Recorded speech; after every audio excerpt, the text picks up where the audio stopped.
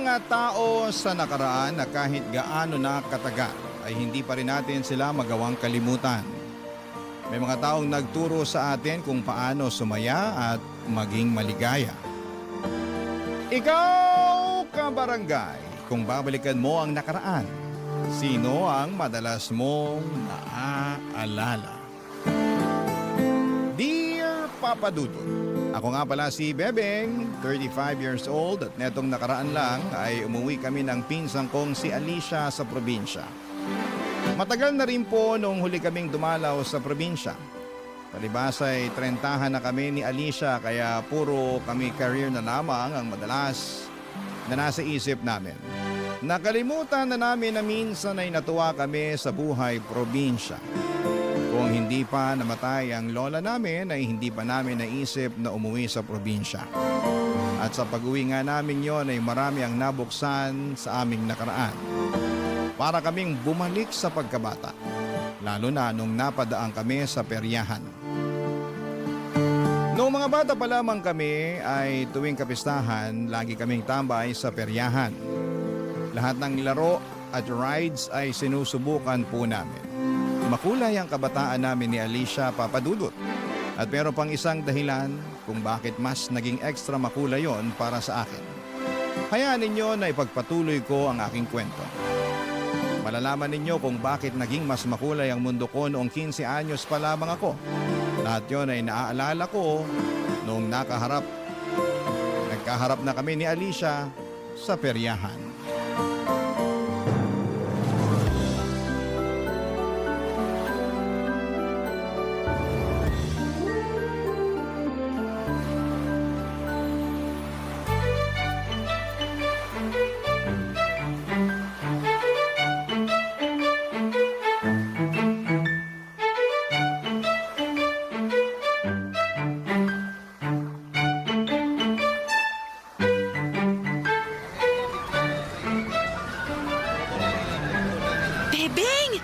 Buti na lang at dumaan tayo rito sa peryahan. Ay, nakahinga rin kahit papano sa burol ni Lola. Oo nga. Kapagod yung mga hingi ng biskwit at kape. Utos sila ng utos na ipagtimpla sila ng kape at abutan ng biskwit. Ano bang akala nila sa burol ni Lola? Coffee shop? Hayaan mo na. Nasanay lang din siguro ang mga yun na pinagsisilbihan sila ni Lola kapag dumadalaw sa bahay. Alam mo naman si Lola, masyadong mabait. Eh di magpatimpla sila kay Lola ng kape. Gisingin nila sa kabaong. Huwag sa atin ano. Ikaw talaga. Lagot ka kapag narinig ka ng kaluluwa ni Lola. Sige ka. Uy, Bebeng! Tingnan mo, may tsubibo. Tara, sakay tayo. Wala namang tsubibo ah. Ferris wheel lang meron. Eh di ba ang Tagalog ng Ferris wheel eh tsubibo? Loka, hindi ka na naman nakinig sa Filipino teacher mo. Ang Tagalog ng Ferris wheel, ruweda. Eh ano yung tsubibo? Merry-go-round. Teka nga, di ba ikaw nga itong nagsabi sa akin nung 15 pa lang tayo na tsubibo yung Ferris wheel? Ako naman pala itong minali mo noon. Eh nagkamali lang din naman ako noon eh. Akala ko rin eh, tsubibo ang tawag kasi sabi ni... alam mo, bumili na lang tayo ng bibingka tapos umuwi na tayo. Baka hinahanap na tayo sa bahay eh. Parating na siguro yung mga matatandang byuda na magpapadasal para kay Lola. Tara na. Oh, eh bakit ka tumatawa dyan? Naalala ko na kung sino yung nagsabi sa'yo na tsubibo ang Tagalog ng Ferris wheel. Walang ganon. Ewan ko sa'yo. Kung hindi tayo bibili ng bibingka, umuwi na tayo. Tara na. Si Ronnie! Tama, si Ronnie! Ronnie? Sino yun? Uy, gano'n na ba kadaling kalimutan yung puppy love mo? Ay nako, Alicia. Namula ka bigla. Guilty ka ba kasi dininay mo na si Ronnie ang puppy love mo? Ang tagal na nun, Alicia. 15 anyos pa lang tayo nun. Alam ko namang matagal na yun. Pero gusto ko lang malaman kung naaalala mo pa rin siya hanggang ngayon. Ay, ngayon lang ulit. Ngayon ko lang ulit siya naalala. Hi, Ronnie. Kamusta na kaya siya, no? Naalala ko pa dati, laging libre ang sakay mo sa tsubibo. Ruweda. Eh, di Ruweda. Tapos, purgang-purga ka pa nun sa popcorn at sa malamig. Palibhasa, nanay ni Ronnie yung nagtitinda. Kaya lagi kang libre. Uy, Naalala mo pa yung hilaw mong biyanan? Alam mo, ikaw? Ay, nako. Nakakamiss maging 15. Oo nga no? Kung hindi pa namatay si Lola, hindi pa natin maaalala ang puppy love mong si Ronnie. Ay, kumusta na kaya siya? Balikan natin ang nakaraan ko kabarangay. Noong mga bata pa lamang kami ni Alicia Papadudut ay palagi na kaming umuwi tuwing summer sa aming probinsya.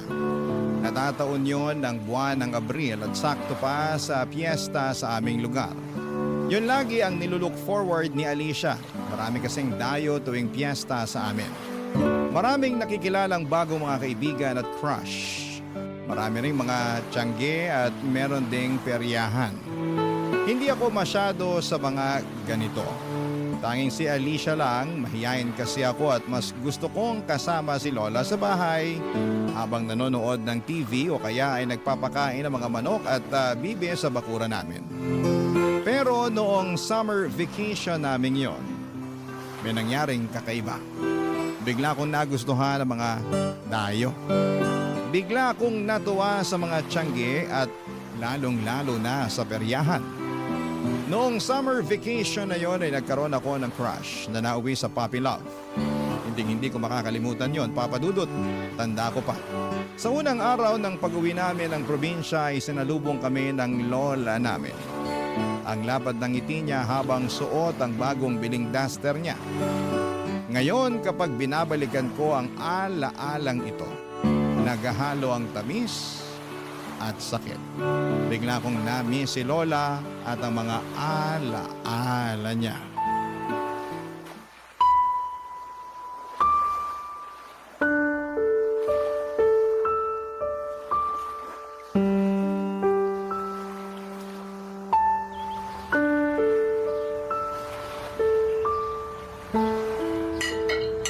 Kumain pa kayo ng marami, ha?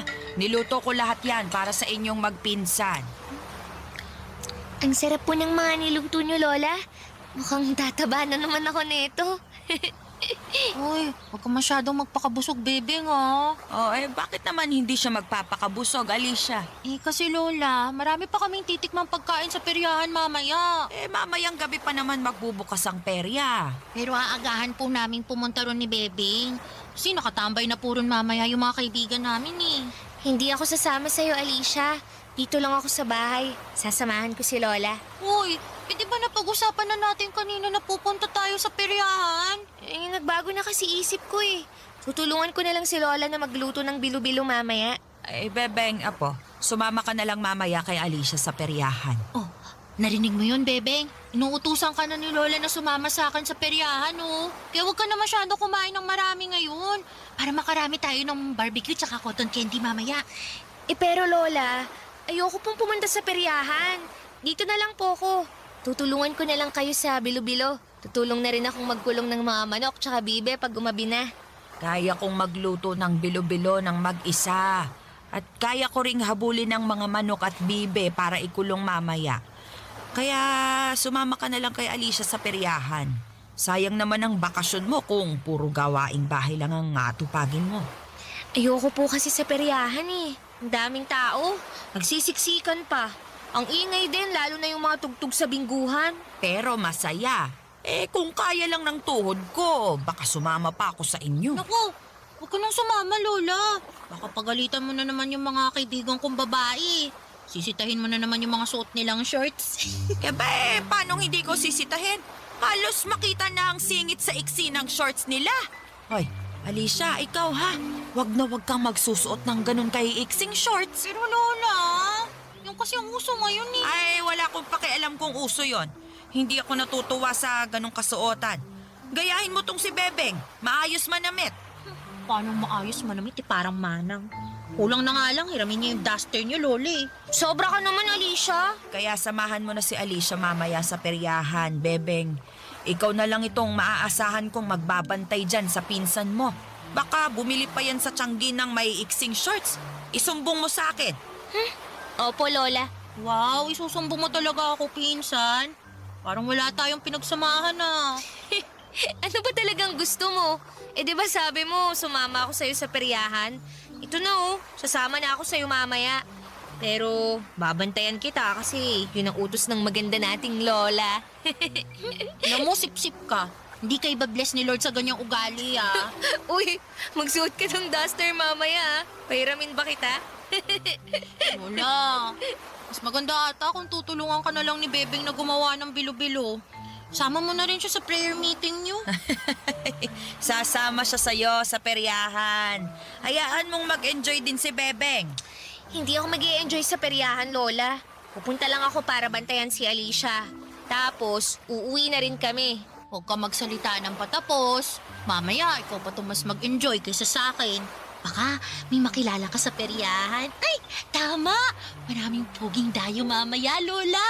Naku, magkakaroon na ng crush si Bebeng sa wakas. Alicia! Alicia, tumigil ka na. Namumula na ang mukha ni Bebeng, oh. Sige ka, baka talunin pa niya ang sundalo sa higpit ng pagbabantay sa'yo. Halos hindi nawala ang pagkapula ng mukha ko dahil sa panunukso ni Alicia sa akin. Ayaw ko kasing tinutokso ako sa mga crush na yan. Sabi ko nga sa inyo ay mahiyain ako at hindi masyadong nakikisalamuha sa mga tao. Si Alicia nga lang ang madalas kong nakakasama. Siya lang din ang tinuturing kong kaibigan. Lagi akong sinasabihan ni Lola noon na lumabas-labas ako ng bahay para makipaglaro at sumamang gumala sa mga bata sa aming probinsya pero ayaw ko talaga. Para akong matanda na gusto na lamang laging nasa bahay. Naglilinis o nanonood lang ng TV. Sabi nga ni Alicia, para na raw akong manang. Mas gusto ko pa nga raw magpakain ng mga manok kesa mag-enjoy sa plaza. Kaya naman para mapagbigyan siya at mapatunayan na hindi ako manang, sumama ako ng sapilitan sa kanya sa peryahan. At hindi ko inakala na magbabago ang buhay ko sa unang tungtong ko sa peryahan namin sa plaza. Hindi ko po inakala na sa peryahan ko makikilala ang puppy love ko. Barangay Love Stories. Barangay Love Stories. Pagkatapos naming malanghalian, tinulungan namin si Lola sa pagpapakain sa mga manok at bibe. Namiss ko yon. Kung pwede lang mag-cancel sa plano namin ni Alicia na pumunta sa peryahan para mas makasama ko ang mga manok at bibe ay ginawa ko na sana. Pero kasi si Lola ay gusto rin niyang masulit ko ang piyesta sa amin. Sa totoo lang ay lagi akong takot sumubok ng mga bago. Mas gusto ko yung nakasanayan ko na. Hindi ako sanay sa perya kaya lagi akong atrasado pagdating doon. Habang hinihintay nga naming gumabi ay panayang dasal ko na sana ay umulan. Para hindi na kami matuloy pa sa perya papadudot. Kaya lang imposible yan noon dahil tag-araw at maganda ang kalangitan. Walang pagbabadya ng ulan kaya nung dumilim na, gumayak na kaming magpinsan para pumunta na sa perya. Sumabay kami sa mga dalagang kapitbahay namin. Pinasuyo kami ni Lola sa kanila. Sa kanila na lang din daw kami sasabay pa uwi.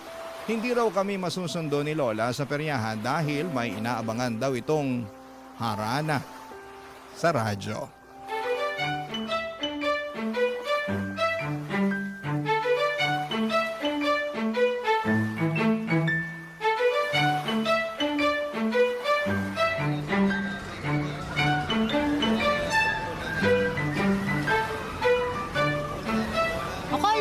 Babantayan at susundan mo ko. Diba yun ang sabi mo kay Lola kaya ka sumama rito sa peryahan? Bigla akong tinamit magbantay eh. Ang likot-likot mo masyado. Hindi ako makahabol sa'yo. Ang dami pa namang tao. Ay nako, dalian mo na lang maglaro para makauwi na tayo. Gusto ko samahan si Lola na makinig ng harana sa radyo. Oh talaga?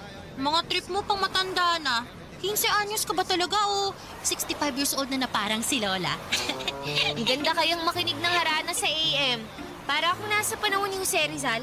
Hindi mo kasi ma-appreciate yun kasi lagalag ka masyado. Ewan ko sa'yo. Sige na, magpaparami na lang ako ng panalo. Doon lang ako sa color game Puntahan mo na lang ako ron pag nainip ka rito. Pag wala na ako ron mamaya, Baka lumipat na ako sa Tiangge. Bibili na ako ng mga shorts ko. Uy, huwag masyadong maiksi ang shorts na bibilhin mo ha. Dala ko ang medida ni Lola. Susukatin ko yung shorts na gusto mong bilhin. Opo, Lola Bebeng. Alis na ako ha. Check mo ang tuhod mo. Baka sumakit sa kauupo mo rito sa bingguhan. Bye! Ano mang masama kung manang at isip, Lola ako? Ang ganda kayong makinig ng lumang mga kanta sa radyo. Tapos, sasabayan pa ng bibingkang may itlog na pula sa ibabaw. Tsaka tsaa. Masarap naman nun. Miss, may kausap ka o nagdadasal? Ano ba? Huwag kang makinig sa usapan namin ng sarili ko. Ay, ako nga pala si Ronnie. Ikaw? Ayokong magpakilala. Kung hindi ka magpapakilala, susubong kita sa announcer ng bingguan dito. Bawal kaya umupo rito kung hindi naman maglalaro. Kala mo naman, kaya mo akong isumbong. Bakit? Close ka ba sa announcer? Medyo. Tatay ko siya eh. Okay. Huwag mo na ako isumbong. Baka mamaya, i-announce pa niya na tumatambay lang ako rito eh. Kakahiya kaya yun. Mukhang mahihain ka pa naman. Mag-isa ka lang ba? Kasama ko yung pinsan ko. Oh, bakit hindi ka sumama sa kanya? Asan ba siya? Andun daw sa color game. Pinsan ko naman yung nagpapalaro dun. Lahat ba nang nandito sa peryahan kamag-anak mo? Medyo. Ito na kasi yung kabuhayan ng pamilya namin eh. Kasama kang nagtatrabaho rito? Oo, peryantes din ako. Minsan nakatoka ako sa color game. Pero madalas doon ako sa Chubibo. Chubibo? Oo, yun yung Tagalog ng Ferris wheel. Parang hindi naman Chubibo sa Tagalog ang Ferris wheel eh. Pinagloloko mo yata ako eh. Look, Chubibo talaga Tagalog ng Ferris wheel. Turo pa sa amin ng mga lolo at lolo namin yun. Sila ang mga unang peryantes sa pamilya namin. Sumama masubukan sa Makay, libre ko na. Ay, ayoko. Nakakatakot. Paano kung mahulog ako mula sa tuktok? Sasaluhin kita. Kala mo naman kakayanin mo akong saluhin eh. Ang papayat ng braso mo. Sige, ganito na lang. Hindi nga kita masasalo kung mahuhulog ka, pero sisiguraduhin ko naman na ligtas ka pag nasa tuktok ka na. At paano mo naman yan mapapatunayan? Di sasamahan kita sumakay sa Chubibo.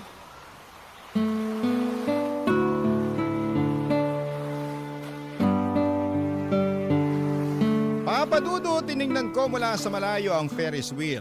Kahit sa malayo ay rinig ko ang sigawan ng mga taong nakasakay doon. Sigawan na hindi naman takot pero nag-i-enjoy. Kaso'y kabado pa rin ako. Hindi naman ako sanay sa ganon. Saka may mga napapanood ako sa balita na mga nadisgrasya dahil sa pagsakay sa Ferris wheel. Kaya lang nang mapatingin ako kay Ron, ewan ko ba kung bakit bigla na lamang akong umoo. Hinawakan niya ang kamay ko papunta sa Ferris wheel. Sabay kaming sumakay. Kabado ako noon, lalo na noong umikot na paitaas ang Ferris wheel. Nakapikit lamang ako pero sabi ni Ronnie ay kailangan kong imulat ang mga mata ko.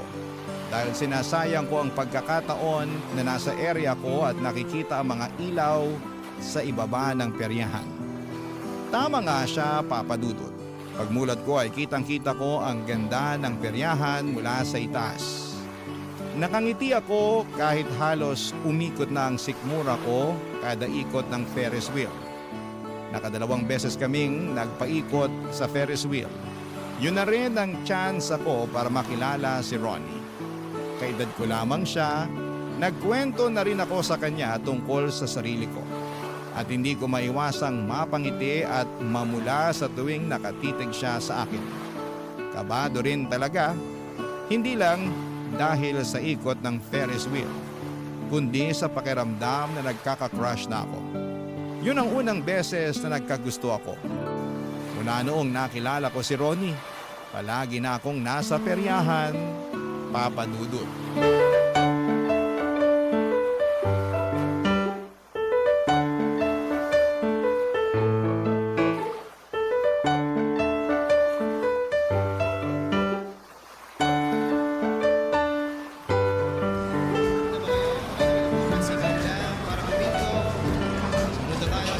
Alicia! Alicia! Tingnan mo!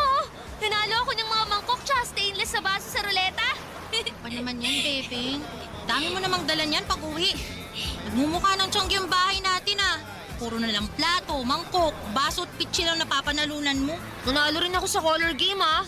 Tingnan mo, oh. Nanalo ako ng 50 pesos. May pangsakay na tayo sa Chubibo. Chubibo?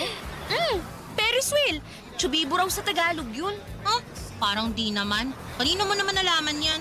Basta, nadinig ko lang dyan sa tabi-tabi. O ano na? Uupo ka lang ba rito sa bingguhan? Ayaw mo bang tumaya pa rin sa card game? Color game? Subukan mo kaya ulit sa ruleta. Baka manalo ka kahit extension cord lang. Yoko na. Kanina pa ako ikot ng ikot dito sa peryahan. Umuwi na tayo. Baka hinahanap na tayo ni Loli. Biyernes naman ngayon eh. Tulog na si Lola, sigurado yun. Maaga pa siyang pupunta sa kapilya bukas eh. Kaya sulitin na natin ha. Tara na, maglaro pa tayo. Ano ba, baby? Gabi-gabi na lang tayo andito sa peryahan. Sawa na ako. Pare-parehas lang naman yung mga laro tsaka naglalaro. Uy, pangit yata ng araw mo ngayon ah. Di mo siguro nakita crush mo si Philip, no? Ilang gabi na. Ay, nagkabulutong tubig daw siya sabi nung tropa niya. Kakainis naman oh. Ilang gabi na akong nakalip gloss at shorts dito pero wala pa rin kwentang pagpapaganda ko kasi wala siya. Hayaan mo na yun. Kapag natuyo na yung bulutong niya, makikita mo na ulit siya. O, tara na. Gusto mong sumakay sa Chubibo? Libre ko. Alam mo, nagtataka na ako sa'yo ah. Dati naman takot na takot kang sumakay dyan sa Ferris wheel na yan. Ayaw mo nga kahit hawakan lang yung bakal eh. Sabi mo kasi puro kalawang, baka matetano ka. Kasi... Ay, bebeng! Pinsan ko nga pala si Alicia. Alicia, si Ronnie. Siya yung tagabantay ng Chubibo. Hi, Alicia. Kaya naman pala. Kaya naman pala, ano? Wala naman. Sasakay na ba ako sa Chubibo ngayon? Oo. Gusto mo ba sumama? Libre ko. Ay, hindi na. Parang uuwi na nga ata ako eh. Kasi feeling ko magkakabulutong tubig ako ngayon. Kaya huwag na kayong dumikit sa akin ha. Baka mahawaan ko pa kayo. Enjoy, lovebirds! Handa ka mamaya pag uwi natin sa bahay. Kwento mo sa akin kung magkikis kayo sa tuktok ng Chubibo ha. Ronnie, ikaw nang bahala sa pinsan ko to ha. Huwag mo nga hayaang mahulog. O kaya, kung sakaling mahulog, saluhin mo na lang ha. Alis na ako! Alicia!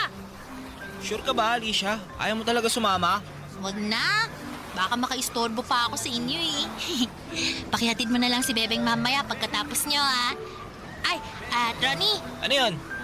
sana masalo mo si Bebeng kapag nahulog siya sa'yo. Ang ibig kong sabihin sa Chubibo. Hindi pa man din siya nahuhulog. Nakasalo na ako. Namula ang buong mukha ko sa pasimpleng panunukso ni Alicia sa amin ni Ronnie. Yun ang unang beses na nakilala nito si Ronnie. Pagkaalis ni Alicia ay tumakbo na kami sa Ferris wheel. Hindi na namin kailangang pumila kasi ang pinsan naman ni Ronnie ang nagbantay ng Ferris wheel ng mga oras na yon. Andun pa rin ang takot ko sa pagsakay sa Ferris wheel pero hindi ko yon pinaparamdam kay Ronnie. Saka kahit papaano kapag si Ronnie ang katabi ko sa Ferris wheel ay nababawasan ang takot. Pero andun ang kabog sa dibdib ko. Yung kabog ng dibdib na hindi dahil sa kaba kundi dahil masaya ka. Naranasan niyo na ba yon? Masaya talaga ako na kasama si Ronnie kahit saan niya gustong pumunta. Kahit ano pa man ang gusto niyang gawin, gusto ko siyang kasama. Game ako sa lahat. Pati ang pagkain nga ng adobong dagang bukid ay ginawa ko na rin. Takot ba naman ako sa daga? Pero dahil si Ronnie ang nag-alok, inisip ko na lang na manok yon. Ganon ba talaga ang nagagawa ng pag-ibig? Andun ang takot sa puso pero gagawin mo pa rin, Papa Dudut. Barangay Love Stories. Barangay Love Stories. Sa mga sumunod na araw ay nagpatuloy ako sa pagpunta sa perya para makasama si Ronnie. Pagkatapos ko pa nga lang kumain sa tanghali ay nagmamadali na ako mag-ayos para pumunta na sa perya. Lagi akong naka-lip gloss na napanalunan ko pa sa roleta. Nag-try na rin ako magsuot ng shorts na pinahiram sa akin ni Alicia. Hindi naman yon nakikita ni Lola dahil Pinapatungan ko yon ng mahabang palda at saka na lamang huhubarin kapag nasa peryahan na ako. Pag nasa peryahan na ako bandang tanghali, madalas lamang kaming nakatambay at nagmemeryenda ng Betamax at isaw na benta ng hipag ni Ronnie. Kilala na ako ng pamilya ni Ronnie. Nakakasama ko na nga silang magmeryenda tuwing hapon bago magsimula ang pagbubukas ng peryahan. At habang nakasara ang perya ay sinusulit naman namin yon ni Ronnie para makapag-date. Madalas ay doon kami sa Ferris wheel. Pinapayagan kaming sumakay doon pero hindi iikot. Andun lang kami madalas sa tuktok habang tinatanaw mula sa itaas ang buong peryahan. Tanaw din namin ang kabukiran. Napakasaya ng moment na yon, Papa Dudut. Parang wala na akong hahanapin pa.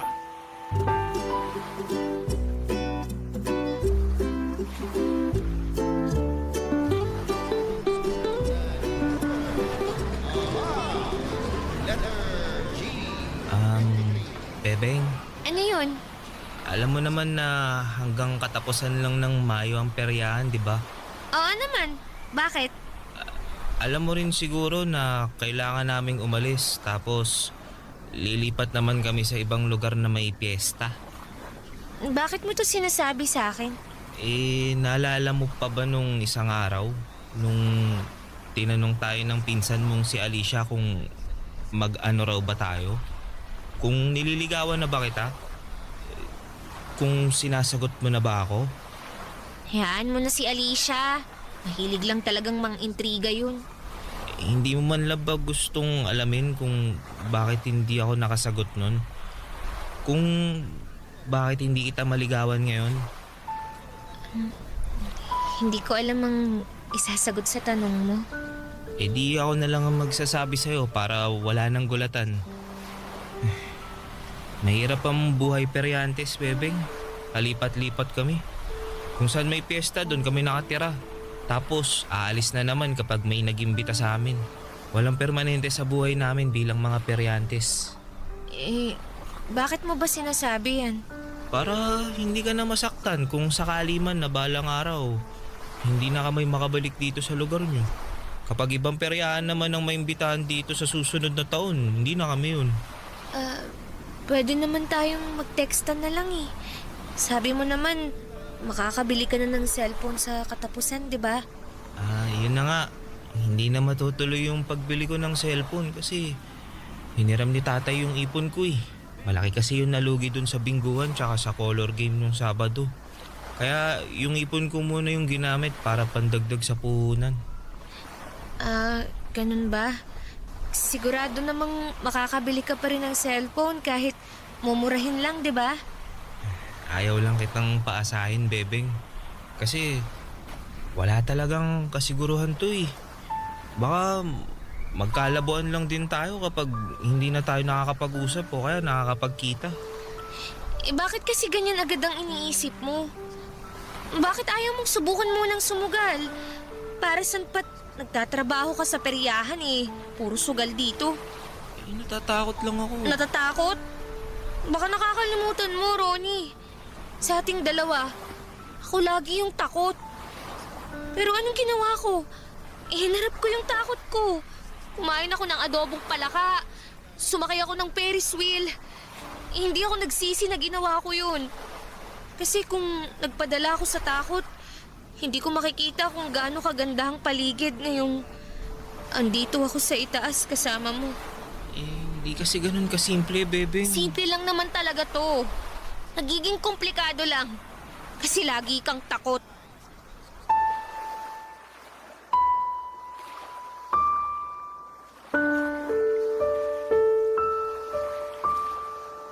Gusto ko nang magpababa noon sa Ferris wheel pero wala sa paligid ang pinsan ni Ronnie para i-assist kami pababa. Kaya naman na-stuck kaming dalawa sa tuktok ni Ronnie.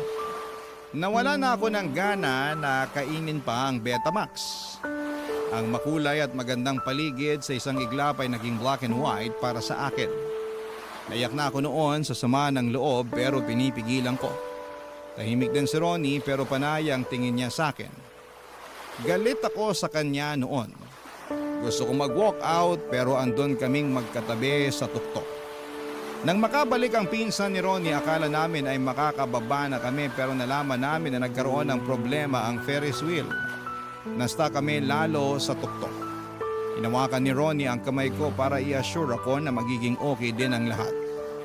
Akala niya natatakot ako sa pagkastak namin sa Ferris wheel. Ang hindi niya alam ay mas takot ako sa pwedeng mangyari sa aming dalawa oras na umalis na ang peryahan sa katapusan.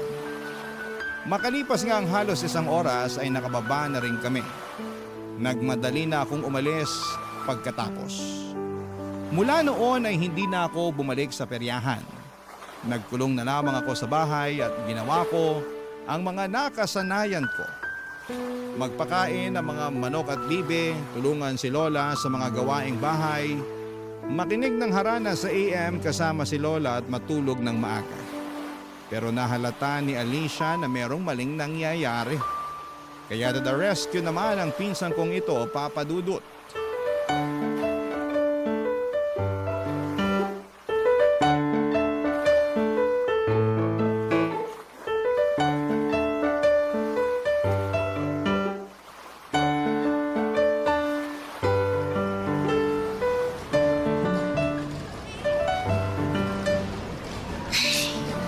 Hindi ko siguro to nakwento sa'yo. Pero alam mo ba, nung 12 years old tayo, may dumayo rito na peryahan. Iba kina Ronnie. May nakilala ako na tagabot ng premyo sa bingguhan. Ayun, naging crush ko siya. Crush din daw niya ako, tapos niligawan niya ako. Kaya ka ba laging nasa peryahan noon? Oo, kasi dinadalaw ko siya. Uy, hindi to alam ni Lola kaya huwag mo akong susumbong. E di, ayun, gustong-gusto ko siya, bebeng. Alam mo, naubos lahat ng ipon ko para makatambay kasama siya sa peryahan. Kaya lang, isang araw, kailangan na nilang umalis. Nintay niya ako buong araw sa peryahan, sabi nung isang friend ko. Pero hindi ako sumipot. Ayoko kasing magpaalam sa kanya eh. Kasi kapag umalis siya, sigurado namang tapos na rin kami. Hindi ka nakipagkita sa kanya. Nung nahimasmasan ako, ayun, tumakbo ako agad sa peryahan. Pero wala na sila. Kahit tolda, wala nang naiwan. Iyak ako ng iyak nun kasi nagsisisi ako eh. Di man lang ako nakapagpaalam sa kanya. Di ko man lang nasabi yung feelings ko para sa kanya. Kaya sorry kung kinukulit kita lagi na umuwi tayo tuwing piyesta dito sa probinsya. Kasi umaasa ako na sila ulit yung hahawak ng peryahan. Kaya lang, wala na eh. Di ko na siya nakita ulit. Di na siya bumalik. Kasi si Ronnie na ang pumalit. Kaya sana, huwag kang magaya sa akin. Gets ko naman na mga bata pa kayo at pwede rin hindi naman kayo ni Ronnie ang magkatuluyan. Pero sana masabi mo pa rin yung nararamdaman mo sa kanya. Para kapag dalaga ka na, kapag binalikan mo na tong alaala niyo ni Ronnie, hindi ka magsisisi. Kasi may ginawa ka hanggang sa huli. Wala naman talaga tayong pupuntahang lamay, no? Wala. Pero paglalamayan ng puso mo kapag umalis si Ronnie nang hindi ka nagpapaalam. Ay, ayun siya oh. Palapit na rito. Bebeng! Ronnie, may sasabihin daw sa'yo tong pinsan ko. Maiwan ko muna kayo Kailangan mo na magandang alaala ng puppy love. Hahanapin mo yun pag nagdalaga ka. Kaya mo yan. Alis na ako! Akala ko hindi ka nababalik dito sa peryahan. Pinilit lang ako ni Alicia. Kung hindi ka niya pinilit, hindi ka talaga pupunta? Hindi ko alam. Bebeng, namiss kita. Namiss din kita, Ronnie. Alam mo, Bebeng, nakapag-isip-isip na ako. Liligawan kita. Binalik na sa akin ni tatay yung hiniram niyang pera eh. Makakabili na ako ng cellphone para magtawagan tayo palagi. Paano kung sa susunod na taon, hindi na kayo yung peryahan na makuha? Paano tayo makakapagkita? Ipagdadasal ko na kami palagi yung kukunin ng lugar niyo. O kaya pipilitin ko si tatay na makipagkaibigan dyan sa mga taga-barangay hall para kami lagi yung kunin. Kahit dagdagan pa namin yung bayad sa kanila kada gabi. Hindi mo na kailangan gawin yun, Ronnie. Pero paano tayo? Mas praktikal na hanggang dito na lang tayo. Babalik ako sa Maynila para mag-aral. Ikaw naman, babiyahe na ulit para sa susunod na piyesta na dadayuhin nyo. Tulad pa rin tayo ng dati, nung hindi pa tayo magkakilala. Pero gusto kita, Bebeng. Gusto ko tayo. Gusto ko rin naman. Kaya lang bata pa tayo. Tsaka naisip ko, komplikado yung sitwasyon natin. Baka palagi lang tayong mag-away. Masira pa yung trabaho mo, tapos yung pag-aaral ko. Tapos mauwi lang tayo sa wala. Sayang naman kung ganun. Gusto kong maging masaya ang kwento natin, kahit hindi na matutuloy. Ano na lang gagawin natin? Aalis na kami mamaya. Sulitin natin tong araw na magkasama. Kakain tayo ng Betamax tsaka isaw. Dagdagan natin ng bibingka para panghimagas. Libre ko. Tsaka sasakay tayo ng Chubibo. Wow. Tinanggap mo ng Chubibo ang Tagalog ng Ferris wheel ah. Sabi mo Kaya maniniwala ako. Kaya lang, may nakausap akong teacher dito eh. Sabi niya, hindi daw Chubibo ang Tagalog ng Ferris wheel. Ruweda daw pala.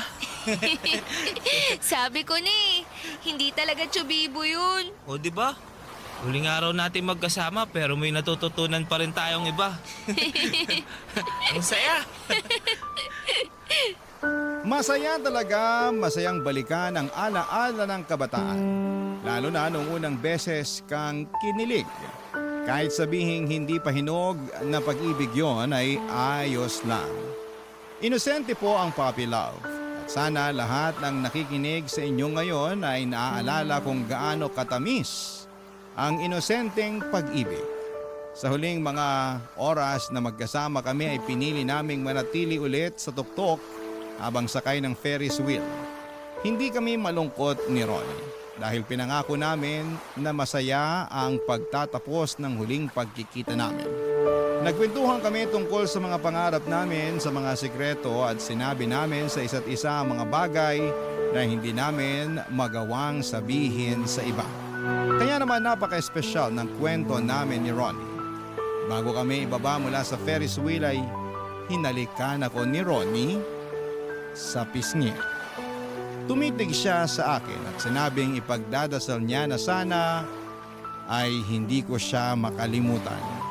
Mukhang umepekto ang dasal niya dahil ngayon pa lang ay naaalala ko ang bawat detalye ng mukha niya at bawat alaala na nabuo naming dalawa. Kumusta na kaya siya?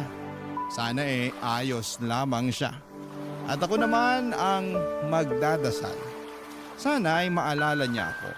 Kahit sino pa ang kasama niya at kahit saan pa sila dalhin ng peryahan nila. Maraming salamat po sa pagbasa ng aking kwento. Ang inyong kapuso at kabarangay forever, Bebeng. Nakakaantig naman talaga ang ating kwento. Ikaw ba, kabarangay? Nakarelate ka ba sa story natin ngayon? Kwentuhan naman tayo dito sa comment section. Ang mga kwento ng pag-ibig, kwento ng buhay at kwento ng pag-asa dito sa Barangay Love Stories.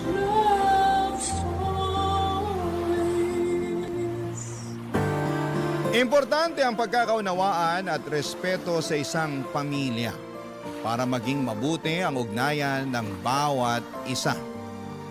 Kaya nga dapat ang mga matatanda ang maging ehemplo ng kabutihan upang tularan sila ng mga kabataan. Ikaw, kabarangay, isa ka bang mabuting halimbawa? Dear Papa Dudut, ang pagtanda ay isang pribilehiyo para sa akin. Dahil patunay lamang yon na kapag nadadagdagan ang edad ng isang tao ay nagiging wais siya dahil nahasa ang kanyang pag-iisip mula sa mga karanasan at aral sa buhay na natutunan niya.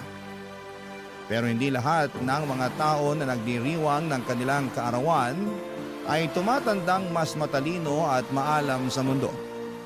May iba sa kanila ay tumatandang pauro, katulad na lamang ng nanay ko.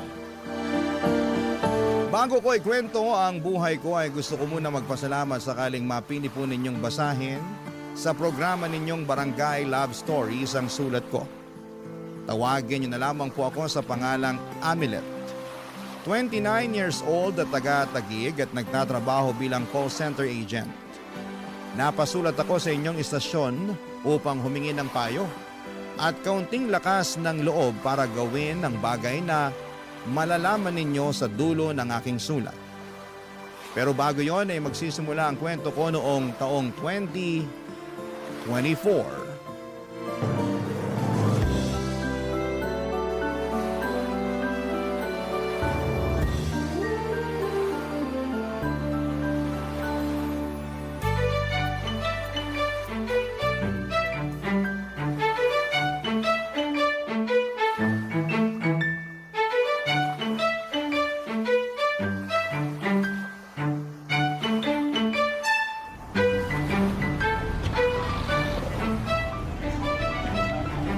Uy, Doti!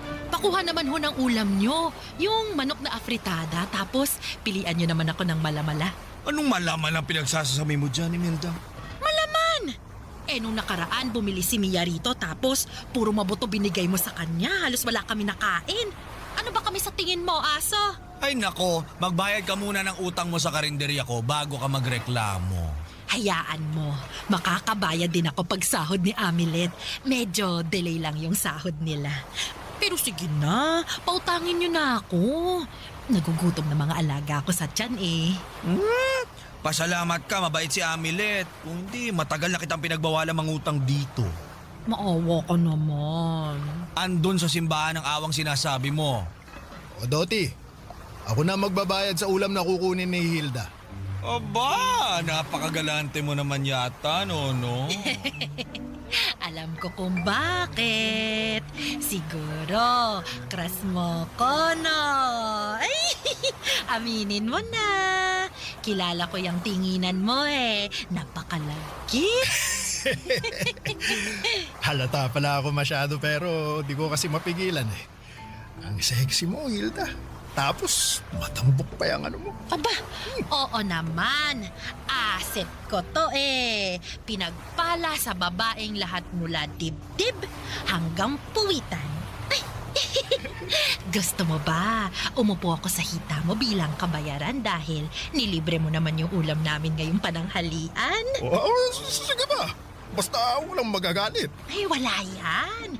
Alam nyo naman na single mother ang atake ko, di ba? Single mother na maraming lalaki. Ewan ko sa iyo, Doti. Buti pa, yung order ko na ulam ang asikasuhin mo. Hindi yung pakikialam mo pa sa buhay ko. O siya, upo na muna ako sa hita mo nung ha, habang hinihintay ko yung order ko. Sige. Upo ka na. Puto ka naman. Nay, Amilet! tumayo nga kayo dyan. Bakit sa dinami-rami ng pwedeng upuan eh, dyan pa kayo umupo?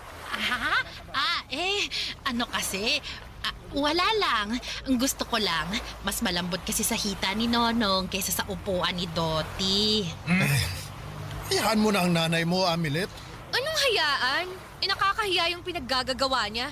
Tsaka bakit ka pumapayag na umupo sa hita mo ang nanay ko? Hindi ka ba natatakot sa kinakasama mo? Teka, paano mo nalaman na may kinakasama ako? Pinagsasasabi mo eh, alam naman ng karamihan sa atin dito na may kinakasama ka. Di ba, Doti? Tumpak! Ewan ko ba dyan, bigla na lang nagka-amnesia. Ay. Hindi ko alam na may kinakasama na si Nonong, ha? Kaya absuelto na ako dyan. Anong absuelto pinagsasasabi nyo? Buti pa umuwi na tayo para makapag-usap tayo sa bahay. Ay, nak naman eh! Oh, wag niyo akong linihan ng ganyan ha. Hindi yan uubra sa akin. Iba na talagang panahon ngayon. Nanay ng pasaway. Oh, eto na yung order niyong ulam.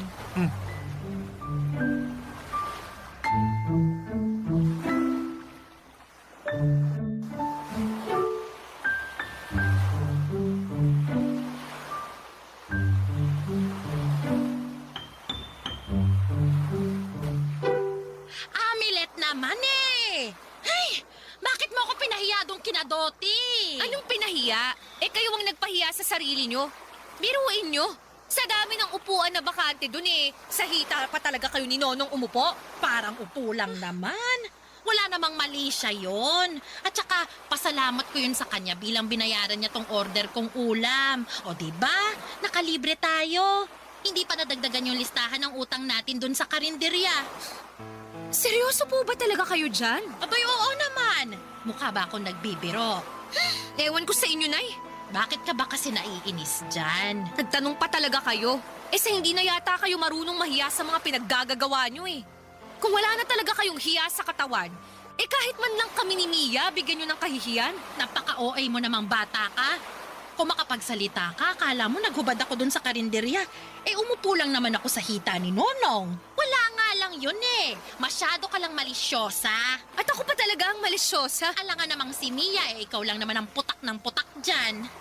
Tsaka hindi ko kasalanan na ganito ako kaganda at kasexy. Kahit may edad na ako, no? Lapitin talaga ng mga kalalakihan tong nanay mo. Kaya imbis na maghuramintado ka dyan, bakit hindi ka na lang maging proud? Diba? Papadudot masasabi ko na literal na walang hiya ang nanay ko dahil pinangalandakan niya sa buong barangay namin na hindi niya kinakahiyang iba-iba ang ama ng mga anak niya. Bali, 4 pala kaming magkakapatid at pangatlo ako. Kami lang ng bunso kong kapatid na si Mia ang pareho ng tatay, ngunit ang dalawa naming kuya ay magkaiba. Mahirap lang ang buhay namin lalo na noong araw. Street sweeper ang nanay ko at sakto lamang ang kinikita niya. Pero nakaya naman niya kaming buhayin na magkakapatid hanggang sa nagkaroon na ng sariling pamilya ang mga kuya namin. Kaya lang ay wala sa amin ang nakatungtong at nakapagtapos ng kolehiyo dahil nga sa hirap ng buhay. Pero hindi ko yon dinibdib at sa halip ay nagsikap akong mamasukan sa lahat ng trabaho na alam ko basta marangal at kaya ko namang gawin. Tulad ng pagtitindera sa bakery o kayan sa patusan, pagtatao sa burger shop, pagtitrimmer sa patahingan ng damit, at netong ang huli ay noong nakapasok ako sa call center bilang isang agent.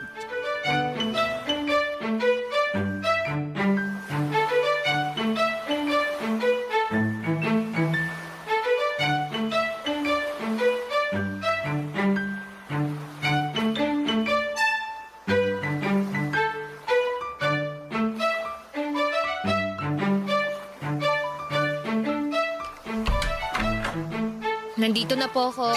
Welcome, ate! Aba, dumating lang ang ate mo, bigla ka yatang naging masaya. Bakit po? Kanina ba? Hindi. Iniiyakan lang naman ako ng magaling mong kapatid na yan kanina kasi ayaw daw niya ng ulam na niluto ko. Nay naman sinabi niyo pa po talaga kay ate. Bakit hindi? Para alam niya na nagmamaktol ang kapatid niya pag hindi masarap ang ulam. Hindi naman po sa pagmamaktol, pero tuyo na rin po kasi yung ulam natin kaninang tanghali Wala na po ba kayong maisip na ibang ulam? Nagsusugat na po yung labi ko sa alat ng isda na yan, kakakain ng paulit-ulit Narinig mo, Amilet? Ganyang kaarte ang kapatid mo.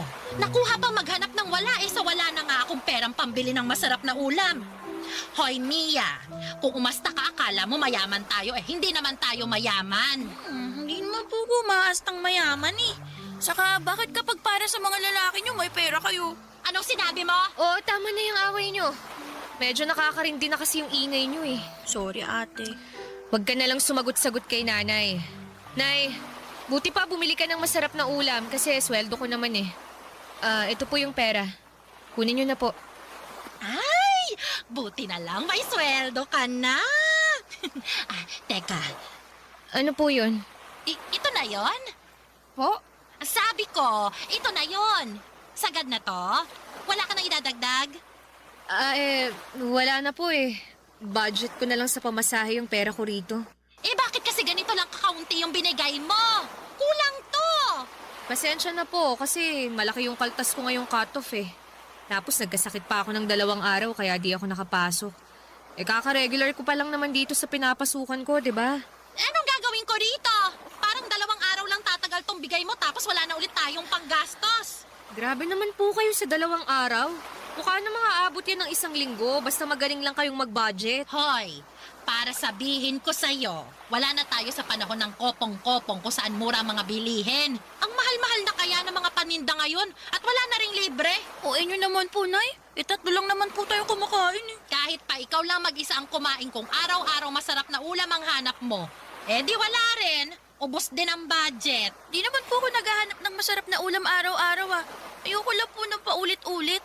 Saka bakit pagdating sa amin tinitipid nyo kami? Pag sa mga lalaki nyo, kung todo libre kayo dyan. Ha? Ano bang pinagsasasabi mo? Akala nyo hindi ko kayo nakikita dyan sa tindahan na panaybili ng soft drink at tinapay sa mga kalalakihan na naglalaro ng basketball?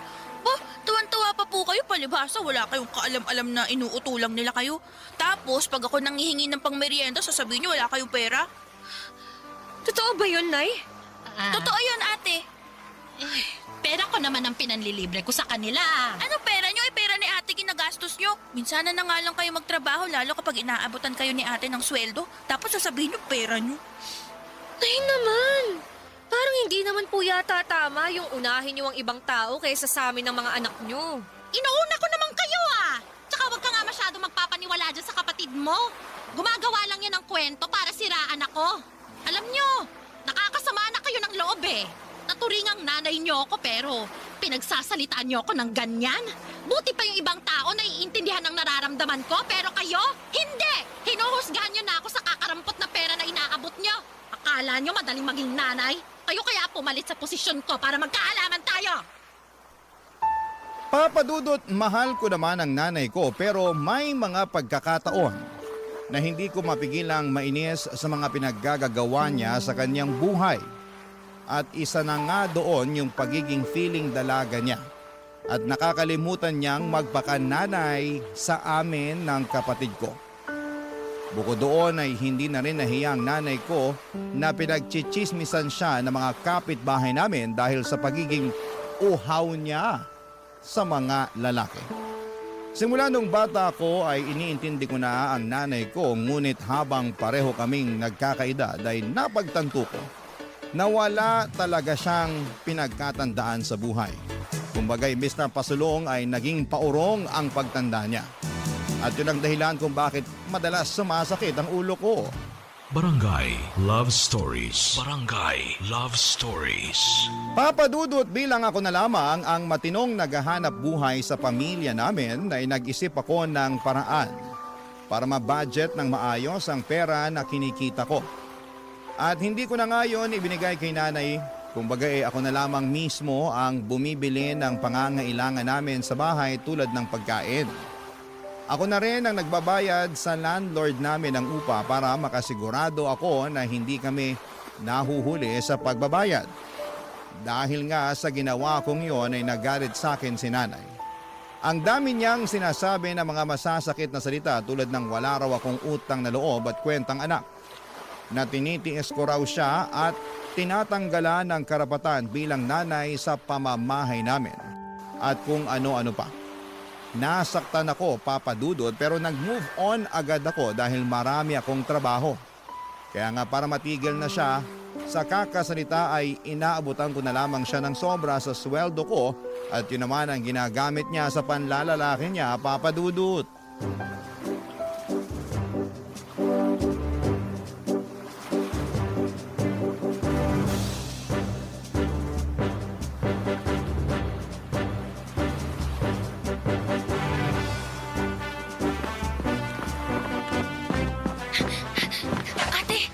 Ate, buti naman pauwi ka na. Oh, Mia, ano nangyari? Bakit humahangos ka? Sinalubong na talaga kita kasi magsusumbong ako tungkol sa pinagagawa ni nanay sa bahay natin. Anong ginawa niya? May kasama siyang lalaki doon, Harold daw yung pangalan. Kilala mo yun eh. Wala akong kilalang Harold. Baka namumukaan mo kasi yun yung nagtatricycle dyan sa atin. Tapos, ayun na nga, nagulat ako kasi pinapunta ni nanay sa bahay. Kanina pa raw sila doon tanghali, sabi ng mga kapitbahay eh. Nagkakantahan, nag-iinuman. Kaya nga hindi ako makapasok kasi naiilang ako sa kanila eh. Talaga naman si nanay, oh. Nakuha pang magdala ng lalaki sa bahay. Halika, puntahan natin.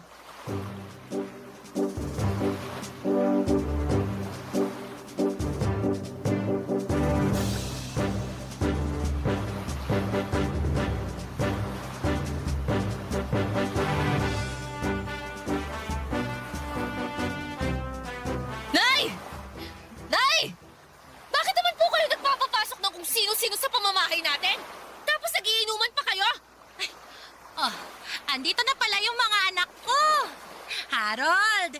Tingnan mo siya, oh. Siya si Amilet. Ang panganay ko na wala pang boyfriend. Hi, Amilet. Nice to meet you. Uy, nice to meet you raw, ate. Walang galang na Harold, ah. Pero pwede ka na bang umalis sa bahay namin? Kanina pa kasi kayo nagiinuman ni nanay.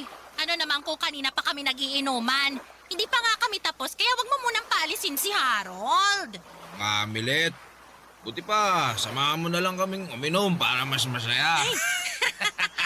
Nako, hindi nagiinom yung anak ko. Very good yan eh. Ganon? Bakit naman malaki naman na tong si Amilet. Di ka na bata para di matutong uminom ng alak. Try mo lang, baka magustuhan mo. Sarap yan, promise. Ha? Sige na, dali, isang lang. Dali, kunin mo na yung baso. Ayoko sabi eh! Bakit mo naman tinabig yung baso? Natapon tuloy yung alak. Grabe ka naman, Nak! Di ka naman bumili niyan, ako naman. Tapos sinayang mo. Anong hindi si ate ang bumili? Pera niya pinambili niyo niyan. Kaya naman pala madaling maubos yung perang binibigay ko sa inyo. Kasi dyan lang napupunta. Ay, ano naman? Binigay mo na yun eh. Ibig sabihin, pera ko na yun. Kaya dapat wala ka ng pakialam kung saan ko gagastusin. Oo nga po. Pero bakit naman sa mga walang kakwenta-kwentang bagay nyo ginagastos? Tapos nakuha nyo pa talagang magsama ng lalaki sa bahay? Hindi na talaga kayo nahiya! Bakit naman ako mahihiya? Pamamahay ko naman to. Mas nakakahiya kung sa labas kami magiinuman ni Harold. Di nakita pa ng buong barangay kung paano ako gumiling-giling sa kanyang harapan. Ang galing niya at ang lambot ng katawan ng nanay mo. Pag gumigilig-gilig ka rin Napakabastos nyo! Anong bastos dan? Hindi nyo na kami nirespeto ni Mia. Tapos pati pamamahay natin, binababoy nyo pa. Sobra ka naman sa binaboy. Totoo naman ang sinasabi ko ah. Hindi nga makapasok si Mia rito kasi naiilang siya sa inyo. Kaya hinintay na lang ako ng kapatid ko dun sa labasan. Tapos paano kami magpapahinga kung nandito pa yung Harold na yan at nagiinuman pa rin kayo? Buti pa umalis ka na, Harold. Ha? Aga-aga po Gabi na, loko ka. Madilim na nga sa labas oh. Umalis ka na sabi. Hildaan, ba't naman takbo? Napalis ako. Ay naku, hindi ako makakapayag na palisin mo si Harold. Paalisin ko siya dahil ako naman ang nagbabayad sa bahay natin. Kaya may karapatan ako. Ayaw mong umalis ha? Sige, hihilahin na lang kita palabas. Hindi mo mapapaalis si Harold dahil gusto pa naming mag-inuman. Naibitiwan niyo siya. Huwag na kayong makihila. Ko, dahan-dahan lang. Ano nga? Huwag niyo nga ako pagagawan. Pinagsasabi mo? Kapal ng mukha mo. Lumayas ka na rito sa bahay namin. Papadudod para kaming nagtatag of war ng nanay ko dahil kung anong hila ko para mapalabas. At mapalaya sa bahay namin si Harold ay siya ring hila niya para mapigilan ito. Pero sa huli ay ako pa rin ang nanalo at tuluyan ko ngang napaalis ang lalaking yon. Siyempre umangal pa ang nanay ko at kamunti ko na siyang palayasin din. Pero dahil sa kalasingan ay wala na siyang nagawa kaya natulog na lamang siya sa kanyang higaan. Abot-abot langit ang galit ko sa ginawa ng nanay ko. Napaka-iskandalosa niya at walang ingat dahil kung sino-sino na lamang na lalaki ang pinapapasok niya sa pamamahay namin. Awang-awa tuloy ako kay Mia dahil mukhang na-trauma siya sa mga nangyari pero wala naman akong magawa upang bantayan ang kalagayan ng nanay ko. Dahil nagtatrabaho ako. Mabilis na lumipas ang 1 linggo, Papa Dudut.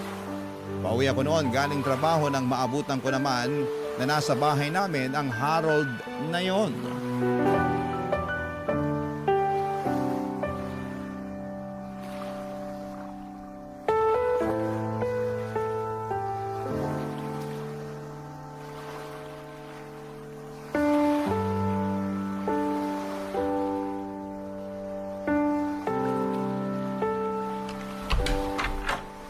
Dito na po ako. O, Nak, andyan ka na pala. Tara. Kain ka na habang mainit-init pa tong sabaw na sinigang na hipon, no? Harold? The one and only. Anong ginagawa mo rito sa bahay namin? At bakit ka nakikikain dyan? Si Harold kaya ang nagluto niyan. Kasi sinabi ko sa kanya na paborito mo yung sinigang na hipon. Kaya nga, umupo ka na para makakain ka na rin. Hindi niyo pa po sinasagot yung tanong ko. kung anong ginagawa ng lalaki na yan sa bahay natin. Dito na raw siya titira, sabi ni nanay, ate. Tama ang kapatid mo. Ano? Hindi pwede yun. Bakit hindi pwede? Kami na ni Harold.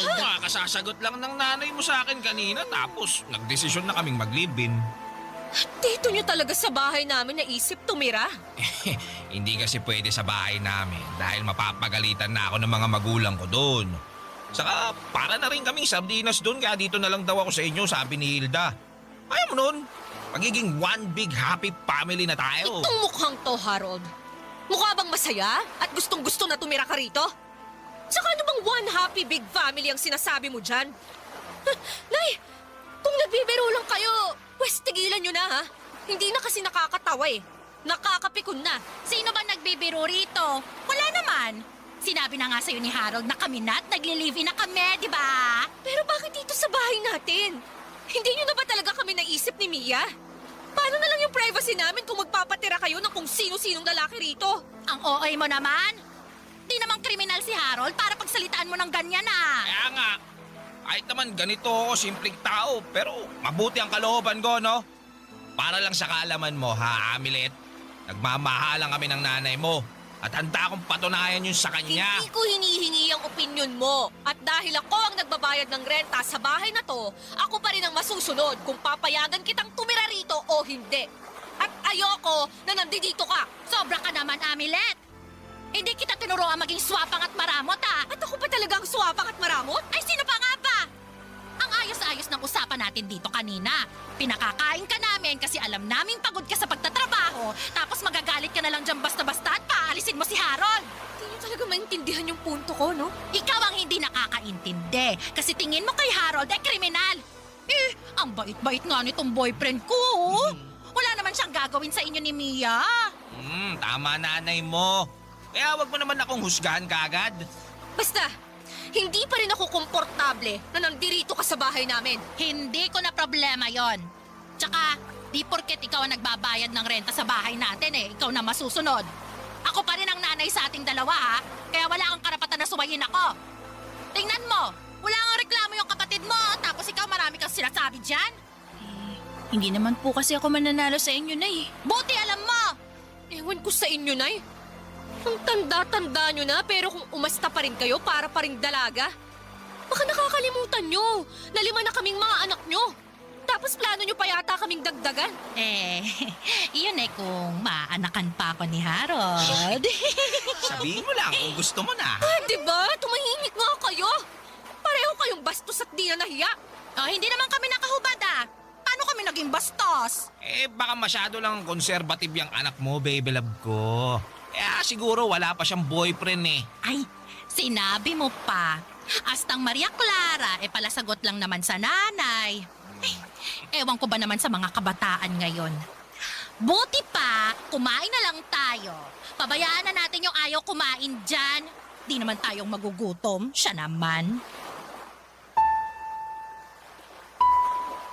Papadudot, wala na akong nagawa ng gabi na yon, kundi ang kumain pero hindi sa mesa nakasabay ang Harold na yon.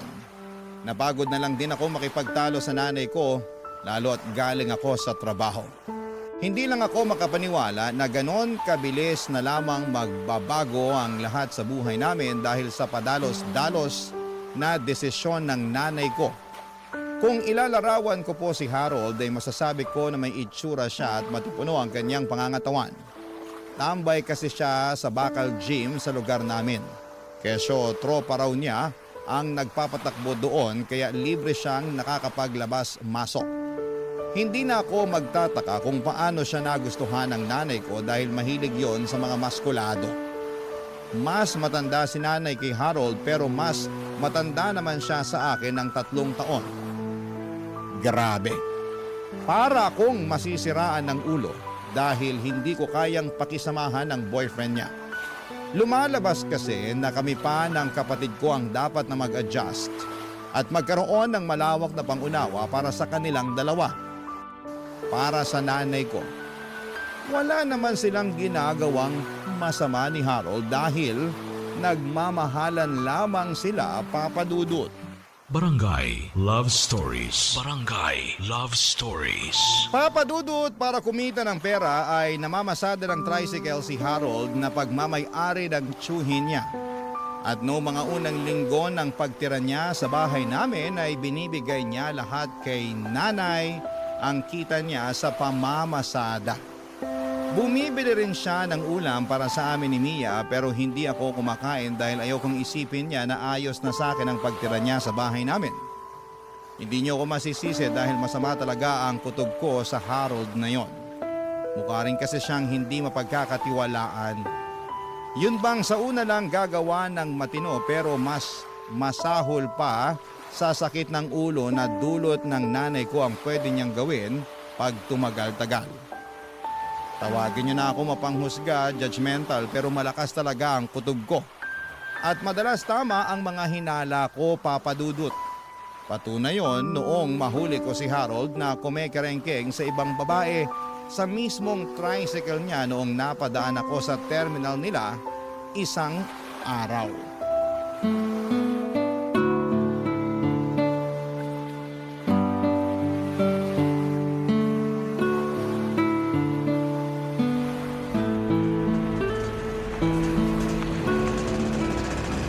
Sinasabi ko na nga ba? Hindi ka talaga mapagkakatiwalaan na gumawa ng matino. Pwede ba, Amilet? Hinahan mo yung boses mo? Masyado ka namang skandaloso eh. Oh, ayaw mo nun. Ayaw mong malaman ng mga kasamahan mo at ng buong barangay kung gaano ka kalandi. Ay, sandali. Alam na nga pala ng mga kasamahan mo. Pero kinukonsinti lang nila yung pagkerengkeng mo sa ibang babae, no? Ganyan ba talaga kayong mga lalaki? Oy, wag mo naman sila idamay. Good boy mga kasamaan ko, no? Buti pa sila, good boy. Pero ikaw, ano? Maharot? Malandi? Makate? Tapos tamang huthot ng pera sa nanay ko? Oy, sobra ka naman makapagsalita. Kunwari ka pa? Akala mo yata hindi ko alam na inuuto mo lang yung nanay ko eh. Paano inuutoy? Nagtatrabaho nga ako rito ng marangal, oh, para may sarili kong pera. Kasama ba sa pagtatrabaho mo ng marangal yung pambababae mo ng lantaran? Hindi naman ako lumapit sa kanya. Siya naman itong lumapit sa akin. Sa palagay mo, maniniwala ako sa'yo? Eh, hindi ko nakasalanan yun kung ayaw mo. Akala mo yata talaga pinanganak ako kahapon, no? Pwes, nagkakamali ka. Dahil isusumbong kita kay nanay. Lagot kapag nalaman niya yung kalandian mo. Oy, Amilet! Wala namang ganyanan! Huwag mo naman ako isumbong! Oy! Oy! Teka lang!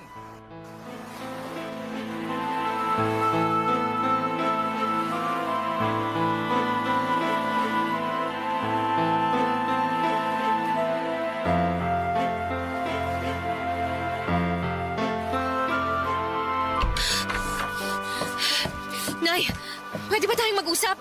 Ha? Tungkol saan? Tungkol sa damukol niyong boyfriend. Anak, may pangalan yung tao. Kung hindi mo siya kayang tawagin sa pangalan niya, wag mo naman tawagin sa kung ano-ano. Masakit kasi sa pandinig. Mas masasaktan pa kayo pag nalaman niyo yung nakita ko kani-kanina lang tungkol sa kanya. Ano yon? Nahuli ko lang naman siya na may nilalanding babae. Doon pa talaga sa mismong tricycle na pinapasada niya. Nahuli ko sila kanina pagdaan ko doon sa terminal. Ay, totoo ba yan? Totoo po. Baka nagsisinungaling ka, ha? Baka sinisilaan mo lang sa akin si Harold. Naku, magagalit ako sa'yo. At bakit ko naman po gagawin yun kung siya na ang sumira ng sarili niya sa inyo? Naninigurado lang ako. Tsaka, alam ko naman na medyo habulin ng mga babae si Harold kasi gwapings yung boyfriend ko yon. Pero may tiwala ako sa kanya. Alam ko na hindi niya magagawa yung sinasabi mo. At mas naniniwala pa kayo sa lalaking yun kaysa sa akin na anak nyo? Oo naman. Si Harold ang kasama ko palagi kaysa sa inyo ng kapatid mo. Minsan nga, siya lang ang nakakaintindi sa akin. At marami na rin siyang napatunayan. Siya lang din ang sumeryoso at nagmahal sa akin kaya malaki ang pasasalamat ko na dumating siya sa buhay ko. Alam ko na ayaw mo kay Harold para sa akin kasi nga tingin mo sa nanay mo matanda na at feeling dalaga pa. Pero sana maintindihan mo na nangangailangan din ako ng lalaki na magmamahal sa akin ng totoo. Hindi pa ba kami sapat ng mga kapatid ko? Sapat na, pero iba pa rin kasi kapag meron akong makakasama sa buhay na hindi ako iiwan hanggang pagtanda. Yun bang katuwang ganon? Ay, darating ang araw, magkakaroon kayo ng pamilya. Kagaya ng mga kuya nyo.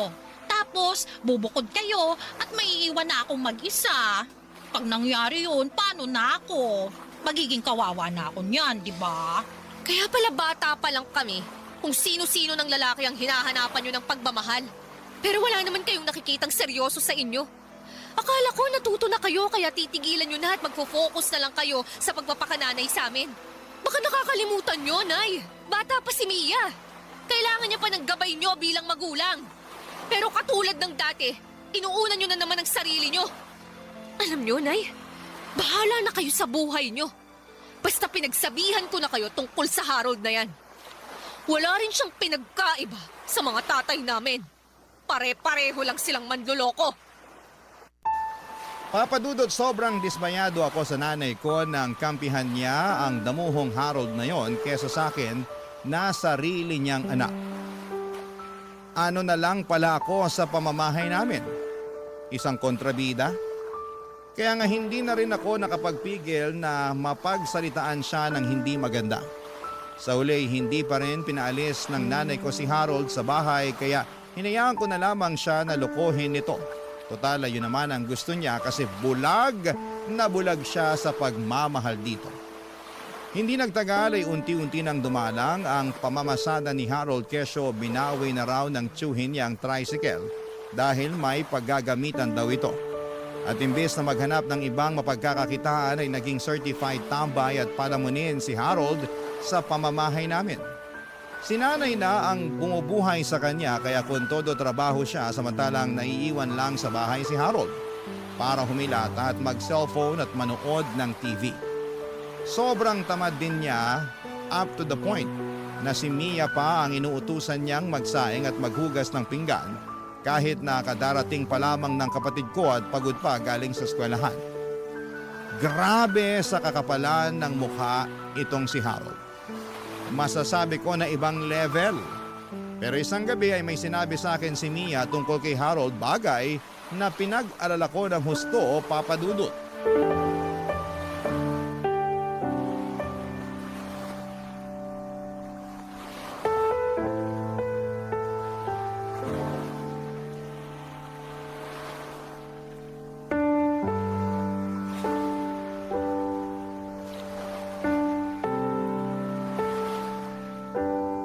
Ate, di talaga ako komportable sa Harold na yun. Bakit? Anong ginawa niya sa'yo? Wala naman, pero ano kasi... pansin ko lang ha, iba yung mga tinginan niya sa akin eh. Lakas makamanyak. Basta, hindi naman sa pagiging judgmental no, pero yun kasi yung nararamdaman ko eh. Kapag naglalakad ako sa harap niya sa tuwing nanonood siya ng TV, panay ang puri niya sa katawan ko. Kesyo maganda raw, matambok yung puwitan ko, pareho kay nanay. Tapos, sumisipol din siya na para bang kagaya ng mga tambay sa kanto pag may nakitang sexy at magandang babae. Natatakot ako na baka isang araw, may gawin na lang siya sa akin na hindi maganda. Si nanay kasi, ayaw pang paalisin sa bahay natin yung lalaking yan. Kahit naman ako, hindi rin komportable na nakatira siya rito. Akala mo kung sinong Don umasta? Sinasabi ko na nga ba na sa una lang siya magaling? Oh, kita mo nang pinaggagawa ngayon? Kami ni nanay ang nagpapakahirap sa pagtatrabaho. Tapos siya, sitting pretty lang dito. Kaya nga eh. Hayaan mo, mag-iipon ako ng pera para makabukod tayo ng apartment. Kasi kung ayaw pa alisin ni nanay ang Harold na yan dito sa bahay, edi tayo ang aalis. At tagal-tagal ko na rin tong pinag-iisipan. Pero sa ngayon, tiis-tiis lang muna, ha? Sige ate.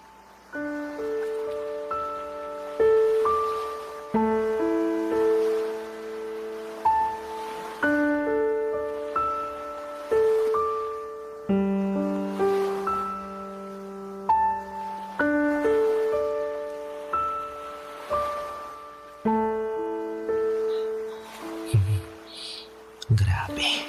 Ang sexy mo talaga, Mia. Sige lang. Tulog ka lang, ha? Hayaan lang ako dito na pagmasdan yung katawan mo. Di ko kasi mapigilan eh. Ang ganda-ganda mo. Harold! Ay, sorry. Nagising ba kita? Anong ginagawa mo dito sa kwarto ko? Paano ka nakapasok dito? Naiwan mo yata na hindi nakakandado yung pinto mo eh. Kaya pumasok na ako. Mia, pwede bang paisa? Saklolo! Tulungan niyo ako!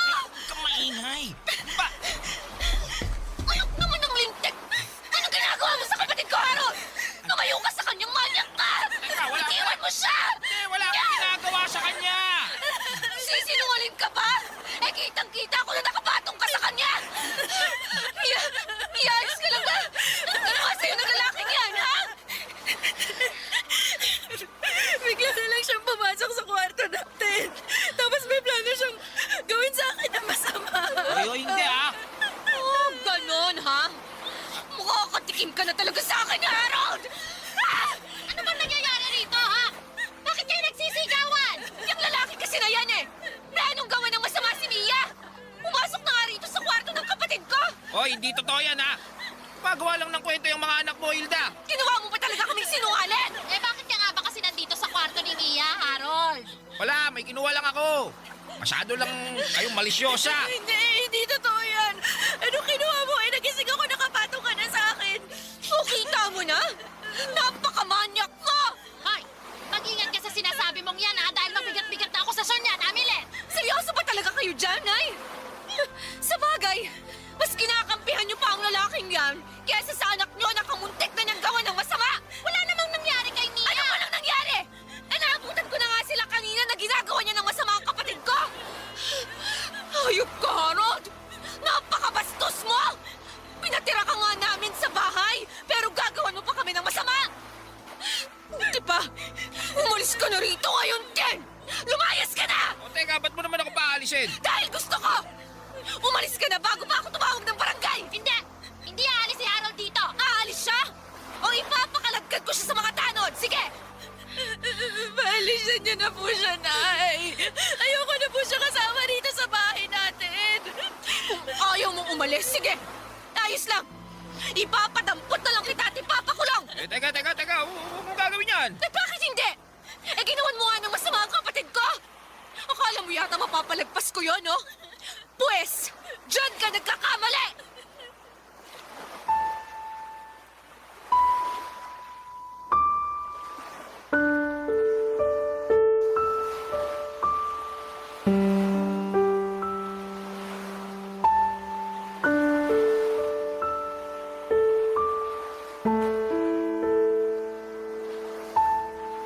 Papadudot mabilis na umalis sa pamamahay namin si Harold kaya pinablatter ko na lamang siya upang hindi na siya makalapit sa amin.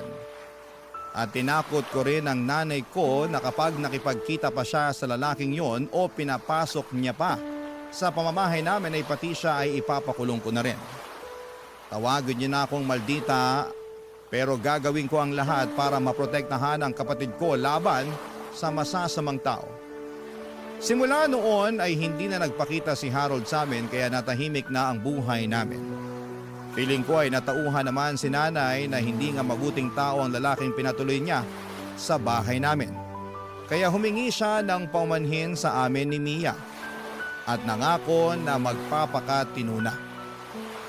Pero nagkamali ako dahil makalipas ang 2 buwan ay meron na namang panibagong lalaki na sinasama ang nanay ko sa bahay namin.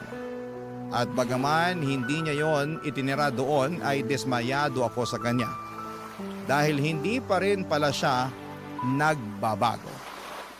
Papadudot kung umasta pa rin siya ay akala mo ay teenager na pinagkakaitang makipagrelasyon. Ngayon ay gusto na naming umalis ng kapatid ko.